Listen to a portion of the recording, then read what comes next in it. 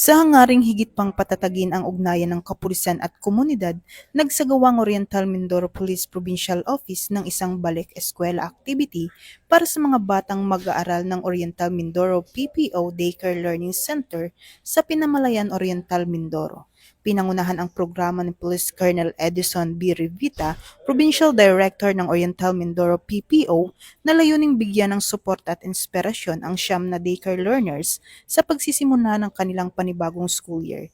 Sa isinagawang aktibidad nito lamang ika-22 ng Hunyo sa Oriental Mindoro PPO Covered Court sa Barangay Kakawan, Pinamalayan, nakatanggap ang mga bata ng hygiene kits na naglalaman ng mga pangunahing personal care items upang isulong ang kalinisan, kalusugan at kahandaan sa pag-aaral.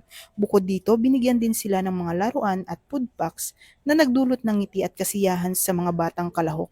Ayon kay Police Colonel Rivita, mahalaga ang pagbibigay ng suporta sa kabataan dahil ang maliit na hakbang ng malasakit ay nakapagpapalakas ng loob, humuhubog ng magandang asal at nakapagpapatibay ng pagnanais na matuto. Ipinahayag din niya na patuloy na susuportahan ng Oriental Mindoro PPO ang mga programang nagtataguyod ng edukasyon, child welfare at youth development bilang bahagi ng kanilang advokasya na hindi lamang tumutok sa kapayapaan at seguridad, kundi pati sa kinabukasan ng kabataan. Sa pamamagitan ng ganitong mga inisyatiba, muling pinagtitibay ng Oriental Mindoro PPO ang kanilang malasakit sa komunidad at ang kanilang layunin na maghatid ng serbisyong may puso para sa mas maliwanag na kinabukasan sa susunod na henerasyon.